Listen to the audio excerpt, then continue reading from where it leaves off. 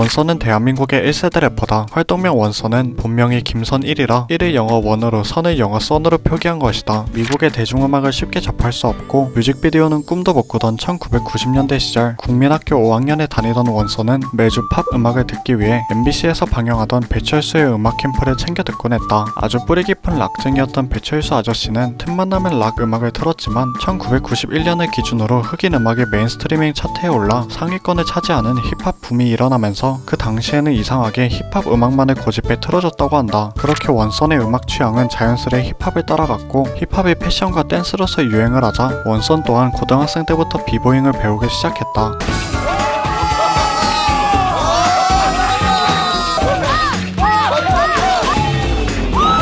파워 무브 안무를 하나 따보겠다며 연습실에서 하루종일 죽어라 춤만 춘 적도 있었지만 어디까지나 힙합은 취미로만 즐겼지 음악으로 하겠다는 생각은 전혀 없었고 이후 평범하게 고등학교를 졸업해 숭실대학교에 들어갔다. 대학생 때는 누구보다 클럽과 바를 즐겨 다녔으며 힙합 음악을 트는 곳을 찾아다니다가 우연히 홍대에 위치한 소울트레인이라는 힙합 바에 들어갔는데 그 바가 힙합만을 고집스럽게 틀던 가게였기에 단골 손님이 되어버린 원선은 어느 날 그 바에서 음료를 서빙하고 있었으며 또 어느 날에는 음악을 틀어주고 있었고 그러다가 어느 날은 가사를 쓰고 래퍼를 꿈꾸고 있었다고 한다. 그렇게 원선이 랩을 처음 시작한 때는 1998년도로 원선의 나이는 21살이었다. 당시 한국에서는 그렇다 할 래퍼도 없었고 힙합하면 싸구려 행사용이라는 이미지가 강했는데 이후 원선이 2020년에 발매한 꼬마 달건이가 인기를 끌어 생각보다 많은 양의 CD가 팔리게 된다. 나는 꼬마 달건이 주먹밖에 모르는 존만이 이 곡은 영화 두사부일체의 오스트로 뽑히기도 했으며 이외에도 원선은 굿세어라 금수나, 달마야 서울가자, 홍반장 등등 여러 영화 오스트에 참여를 했다.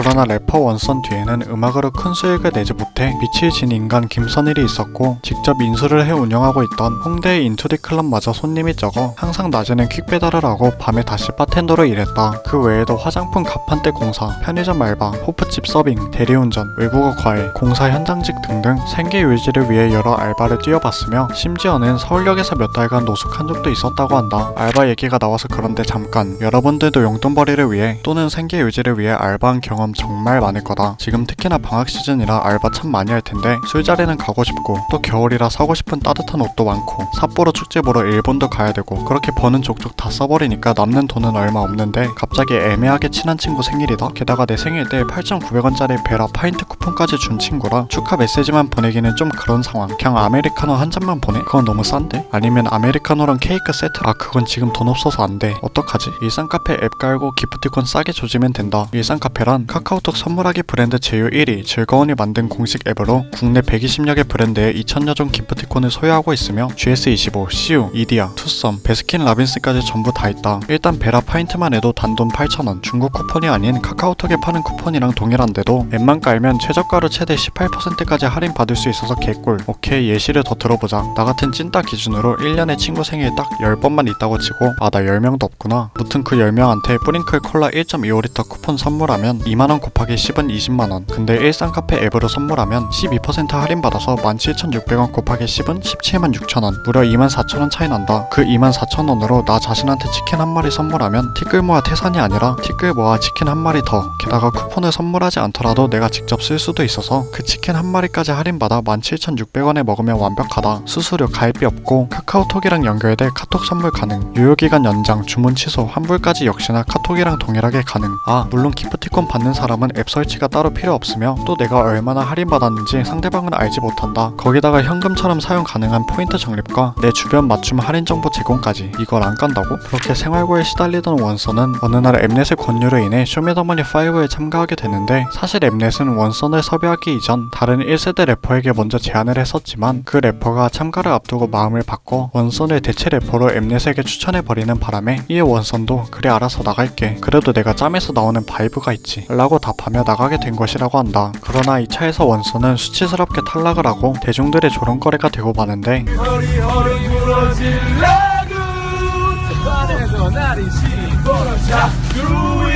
이에 원서는 몇 달간 인터넷과 SNS를 끊고 살았으며 쪽팔려서 쇼미더머니도 챙겨보지 않고 대충 지인들을 통해 들려오는 얘기로 자신이 방송에 건방지게 나왔다는 사실만을 알았다고 한다. 추후 밝힌 바로는 촬영 당시에 말을 엄청 아끼고 조심했었지만 엠넷 측에서 악의적으로 편집을 한 경향이 있다고 하는데 이에 대해 해명하고 싶은 것이 없냐는 질문에 원서는 뭐하러 그래 구차하게 어쨌든 제가 한 말이긴 하잖아요 라는 쿨한 답변을 했다. 또한 우리나라가 힙합으로 TV에 비춰지려면 한 30년은 더 걸리겠거니 생각하고 있었는데 쇼미더머니가 한국 힙합을 빠르게 수면 위로 올렸다고 생각해서 오히려 고마운 마음을 가진다고 한다. 2차 무대에 서기 전 그레이 같은 꼬맹이는 잘 모르겠고 라고 한 발언 또한 화제가 됐었는데 애기들 빼곤 다 알죠. 뭐 그레이 같은 꼬맹이 잘 모르겠고.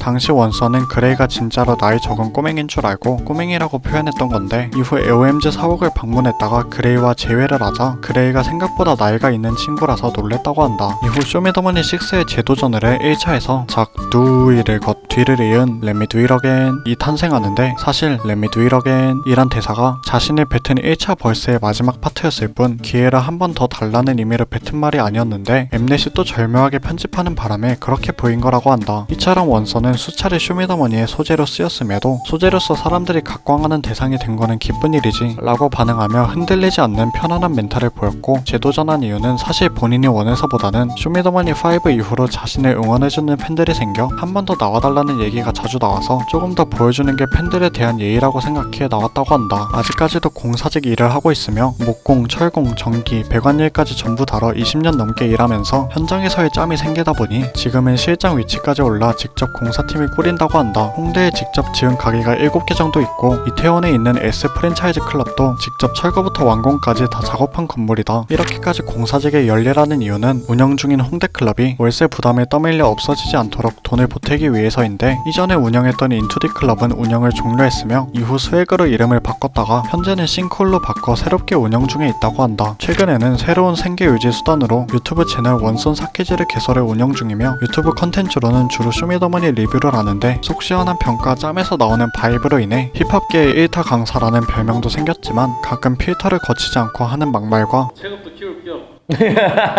그만 키워 이 새끼야. 밥을 줄여 이 새끼야. 밥을 탄수화물을 줄이라고 이 새끼야. 호불호가 갈리는 랩 평가로 인해 아니 씨 미친겨? 야 이거 랩한 거 맞아 지금? 얘는 랩이 뭔지를 아직 모르죠? 신세인 너는 랩 공부를 좀 더 해. 솔직히 원선이 누구 평가하는 거 보면 가짜남이라며 불편하게 보는 사람도 꽤 존재한다. 물론 원선의 힙합 지식이 전부 옳은 것도 아니고 활동 당시부터 랩 스킬 발성이 뛰어나거나 퍼포먼스가 독보적인 래퍼는 아니었어서 랩 실력에 대해 비판이 많은 것도 이해가 간다. 하지만 사업 등 다른 일로 전직한 대다수의 1세대 래퍼와는 다르게 원선은 막노동을 하면서도 음악 활동을 조용히 그리고 꾸준히 해온 근성의 뮤지션이다. 이렇게 순수하게 힙합을 사랑하는 래퍼가 한국에 얼마나 있을까? 원선은 힙합이다. 끝.